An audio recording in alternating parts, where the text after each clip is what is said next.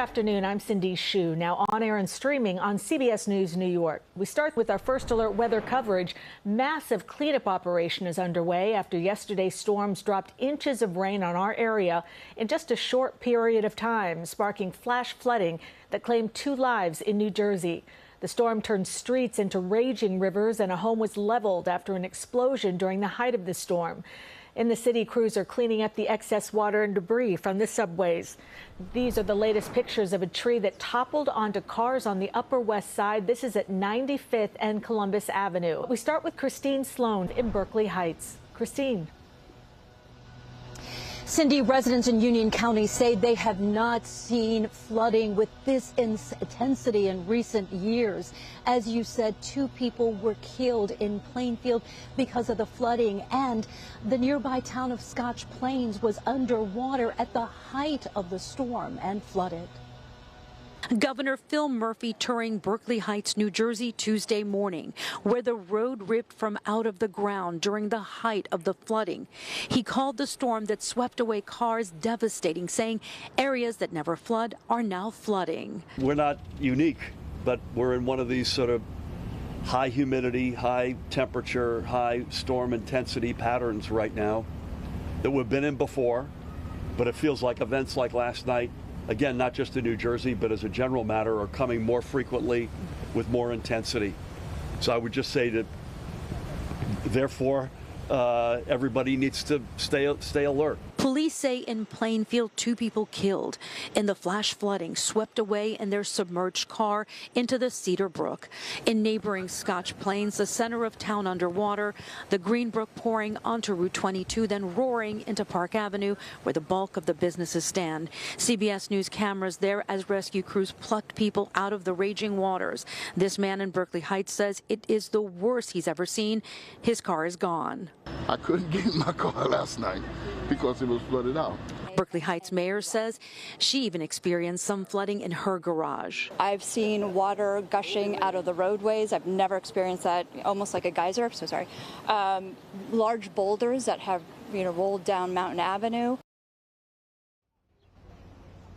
And Governor Murphy says he's been in touch with the White House, and right now the names of the 2 people who were tragically killed in Plainfield have not been released. We are live in Berkeley Heights, New Jersey. Christine Sloan, CBS News New York. Christine, thank you. Hi, everyone. Tony Sadiq with an update on your first alert forecast. And after a very active start to the week with rounds of rain that produced flooding through portions of our area, we're not quite done with this unsettled pattern. It's not going to be as wet any particular day, but I just want you to be mindful that we're still going to need to hang on to the rain gear, and there are still more opportunities for wet weather between now and the end of the week. Models indicating maybe another ½ inch to an inch of rain could fall in pockets of the area. Of course, at this point, this is rain we definitely don't need and could worsen any flooding impacts. Thankfully, today's not as stormy. In fact, the afternoon is pretty uneventful for most. You got bright skies. You're heating up, though. But there could be a couple of isolated downpours that get going through portions of the area, so we'll be tracking that. Again, with any of these, they could dump a lot of rain in a short amount of time. So keep that in mind. Otherwise, this is the story. Temperatures, they're trending up, upper 80s today. Here come the 90s. They'll be here the rest of the week as temperatures surge now above average. 89 is the high in Edison today. Sussex will get there. Very similar numbers area-wide with temperatures overachieving. And, oh, by the way, there's the humidity combo, too, which you've got to account for. And more or less what it feels like outside is low 90s most areas. It will continue to feel plenty humid as we really don't have an opportunity to exchange our air mass up until another front arrives late Friday into Saturday. We think we could pull back the humidity by then. Today it's 88 with a couple of isolated downpours. Tonight's partly cloudy and muggy. You are feeling it tomorrow, that's for sure. I know the National Weather Service is considering heat advisories for tomorrow, so we'll watch out for that. We'll let you know if those are issued. Thunderstorm chances, especially west of New York City tomorrow. Better rain chance overnight into Thursday, looks like. It's a 40% Thursday and Friday. Still watching for a potential first weather day, but it looks like those impacts are backing down a little bit. Either which way, it looks like we're clear just in time for early weekend activity. Saturday looks like the brighter half of the weekend. In the middle of the powerful storms, a house explosion rocked a New Jersey neighborhood that was already underwater. Vanessa Murdoch in North Plainfield with what we're learning about the incident. Vanessa. Well, Cindy, less than half of the house still stands behind me after it exploded late last night. This damage, the most catastrophic to the eye, but I'll tell you what, nearly every home on this block took in water, and the cleanup continues today at noon. Stairs that lead nowhere. Cars piled on top of one another after being floated by floodwaters. Basements filled with feet of water get pumped out. The gurgling sounds of some pumps can be heard along Parkview Avenue as neighbors come to terms with last night's ordeal. Around 6 o'clock, things got bad, and nearly a half a foot of rain left this block submerged. I'm 6'4", and it was like about here. I couldn't even walk through the water. The explosion happened as floodwaters receded shortly after 11, according to neighbors. Everybody came out. Me and my neighbors were just standing out here, like trying to have a normal level of conversation as you can about this. And then mid-conversation, the house just went up. The roof blew off. There was such a huge noise. The force of the water was moving the car, so I thought maybe it was just two cars had collided. Within seconds, flames swallowed the home. Thankfully, no one was home at the time and no neighbors injured by projectiles. The emergency response came quickly, and firefighters extinguished the flames within an hour. Vanessa Encarnacion's basement, filled with 3 feet of water, says it's a complete loss. This is what gets me a little sad because I had like so many bins of like my kids' drawings and like paintings from when they were in elementary school that now I think I've completely lost most of it. We're here, we're safe. The most important part is that we're safe. And that is certainly the best news here today along Parkview Avenue. Now, last night, when first responders arrived, they did shut off gas to the street because it's suspected the house explosion was caused by a gas leak. This afternoon, PSE&G crews are still on scene. We are live tonight from North Plainfield. Vanessa Murdoch, CBS News, New York. Vanessa, thank you. That widespread flooding also hit Westchester County hard. Many drivers had to abandon their cars that were trapped in water. Elijah Westbrook in Yonkers with the latest. Elijah.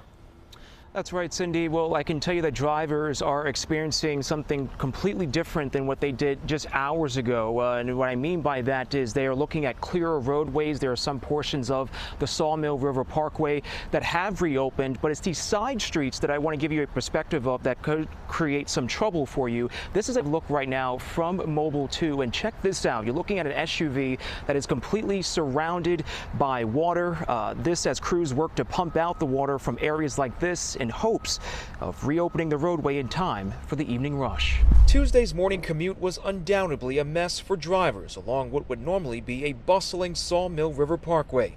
The roadway certainly lived up to its name, as more than a foot of water in some spots turned the parkway into a river.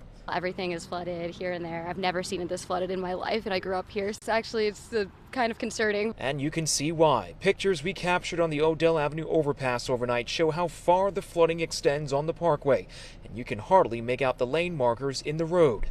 The Sawmill isn't the only major roadway affected by flooding. Check this out over by the Bronx River Parkway, which is also hit hard. Crews seen here cleaning up the mess. We had our crews out there from 5 o'clock in the morning trying to clear out storm drains and to make sure that things could move quickly. The challenge right now is that because of the heavy rains and how quickly it came down, there was significant debris that's gotten put into different places. So we're really trying to work as hard as we can. And while the county works on recovering its roads, other residents we talked to are having flashbacks of Superstorm Sandy and what it left behind. I think Hurricane Sandy, there was a couple of hurricanes where it was the Sawmill Parkway was covered with water, so this is about the same. And going north, I mean, it was like a lake going north. Now it's a little bit dry at the beginning, but it's still up further, it's still deep. Yeah, and it's been quite the day so far. Now, keep in mind, you may run into flooded streets like this one we're currently standing on. Again, this is Hurst Street. Avoid trying to drive through it, as you never know how deep the water might truly be.